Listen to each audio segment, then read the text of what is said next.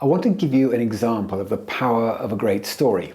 A friend of mine was being interviewed and he was asked the question, tell me about a challenge that you've had to overcome. So he explained that in his last role, he was head of marketing, and that included being responsible for all trade shows.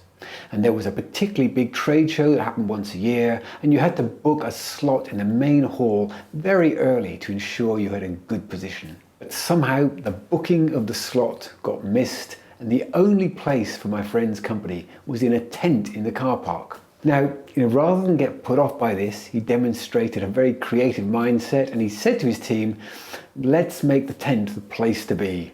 So he created an espresso bar, he put advertising in the main hall explaining that by walking over to the tent and getting some exercise, you were eligible for a raffle for a Fitbit that would happen every day of the trade show.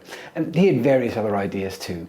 The essence of which was that he created a scene and an atmosphere around the tent. Now, as you can imagine, it created a very memorable story, and when he told it, he was able to bring a couple of personalities into this, including his boss and various colleagues, to add more colour. It was a great way of illustrating that he was creative, resilient, and was able to step up to a challenge. The interviewer loved it, and soon after he was offered the job.